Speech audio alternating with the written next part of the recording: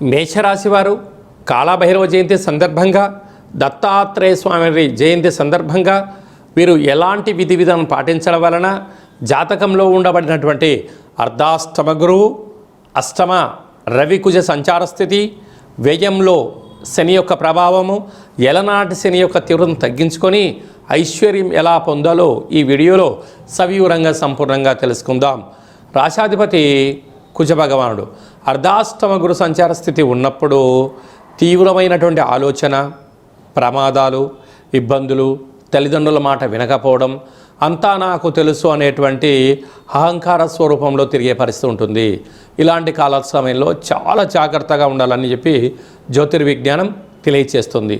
అలాగా 4వ తారీఖున, 8వ తారీఖున పూర్ణిమ తిథి ఎందున నదిలోకి దూకడాలు, దూరావాయు జల ప్రయాణాలు కూడా పెట్టుకోవద్దు.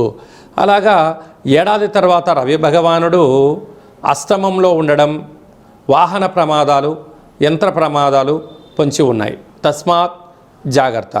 అదే కాకుండా వ్యయంలో శని భగవానుడు ఏలనాడు శని ప్రారబ్ధ సంచార స్థితిలో ఉన్నప్పుడు మితిమీరినటువంటి కోపము, ఆవేశము, అధిక వాగడం లేకపోవడం మంచిదిగా గమనించుకుంటూ ఉండాలి. వీలైనంత వరకు మౌనము, ధ్యానము, ఏకాగ్రత కూడా చాలా అవసరం.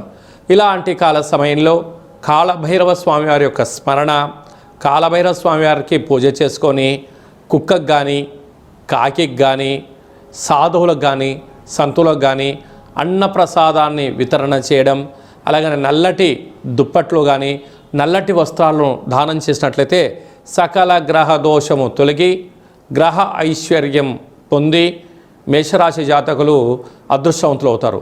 సాఫ్ట్వేర్ రంగంలో ఉండబడిన వారు, హార్డ్వేర్ రంగంలో ఉండబడినారు, వ్యవసాయ సోదరీమణులు, గృహ భవన నిర్మాణ కార్యక్రమం ఆచరింపజేసేవారు, స్వయం వృత్తులు, సేవా రంగాల వారు వీలైనంత వరకు కోపానికి దూరంగా ఉండాలి అని చెప్పి జ్యోతిర్విజ్ఞానం తెలియచేస్తుంది.